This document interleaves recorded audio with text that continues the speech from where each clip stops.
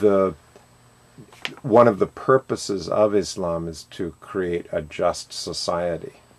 Exactly. A just society. A just society. Something that Karen Armstrong had mentioned was that before there was Muhammad, there were many tribes. Exactly. And some of them were nomads, wandering people. Okay.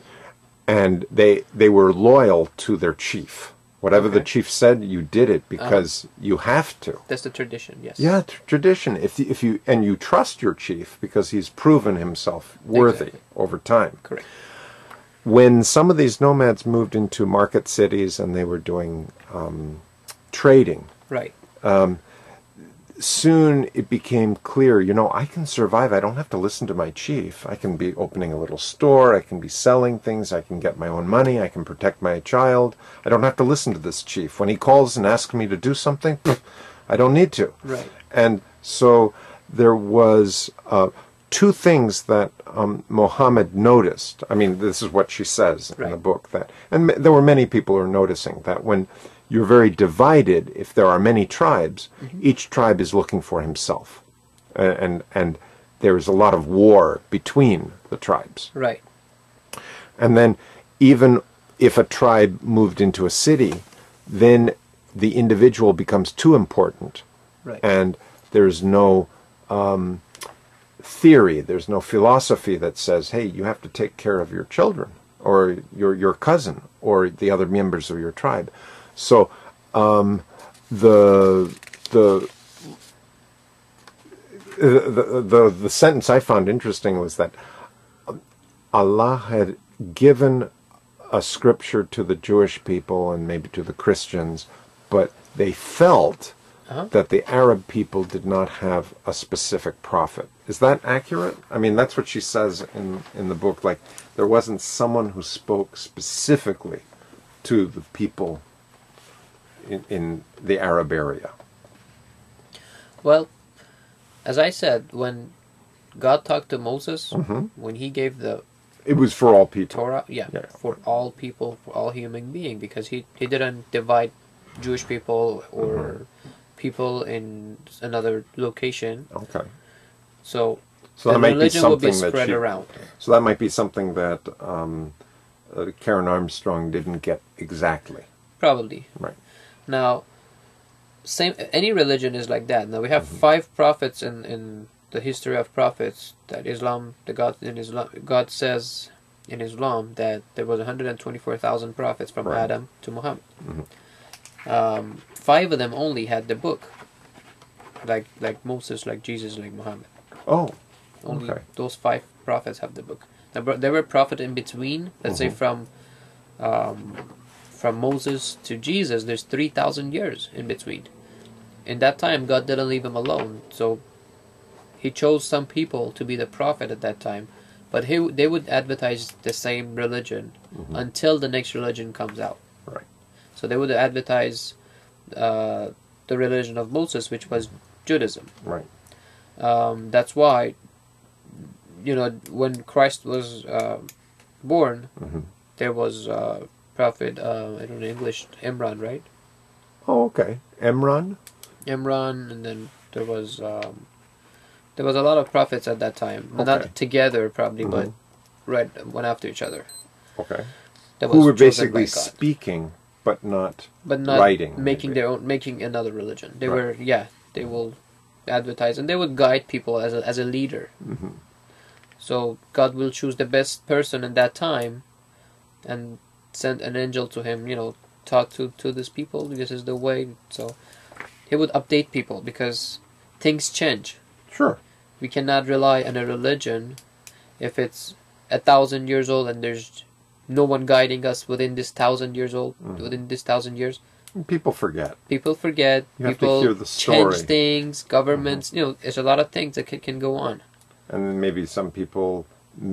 Well, this is one reason why Christ came along, because there were some people who took the religion of Moses and was charging people just to go into the temple, or they were selling things in the temple. And so that's why there's this famous story, or the story that people talk about, of what are you doing in the house of my father? This is like the first thing that really shows that he's the prophet, you know, or a guide or a teacher. I guess one of the problems is we have this problem with the word prophet, because it sounds like a really, really, really important person who's telling us that bad things will come. They always talk about a prophet as someone who says bad things will happen.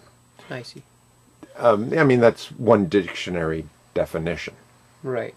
And I hear you saying that anyone, well, of these 120,000 people, they were teachers. They were giving guidance. Exactly. They were updating, helping they were people connecting understand. people to God.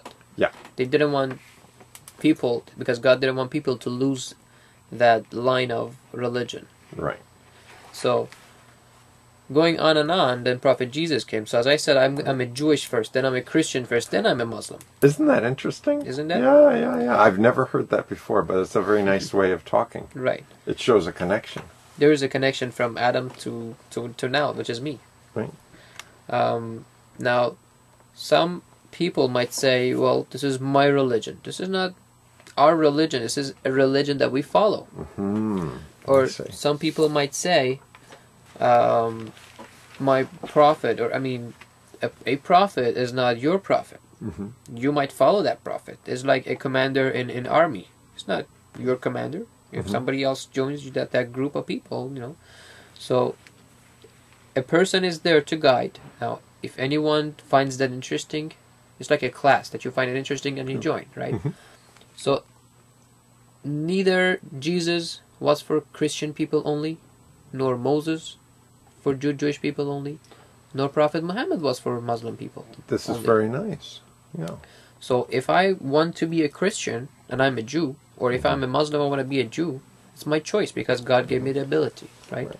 Now, but I have to see which one is what, and I have to study this, and I have to know what's the differences and what's the best way, what is the way to survive. I think what's specifically interesting about the Muslim religion compared to the Christian religion is that Christians absolutely hold that there's this Old Testament from the Jews, and they include that in their book. In their book. And what you're saying is that the Muslims, in addition to studying the Koran, they accept that there are useful things being said in the Old Testament and New Testament, because they were prophets also. Yes, we say if we find that original Bible or original Torah, we totally accept it. Okay. Now, as you said, there were people. Oh boy, it's a man-made object. Okay. You know, that's the. But I think what your tradition is that Muhammad is not the only prophet. And I think that's very nice. Of course. To admit that there's, you know. There's variety, there's different prophets, but why God send different prophets to people in different periods of time for all people, not for a group of people? Some people misunderstand this, that Muhammad was for Arab people, or you know, or whatever, like let's say Jesus was only in, you know, they were, or all prophets were only in one location. So what about Africa? What about China? Okay. A prophet is for all human beings. And a prophet is not someone to follow, but it's actually a way to follow the God, a way to connect to God. So we want to know what God tells us, what we need to believe, or what's the best way to do. The same way that a city needs a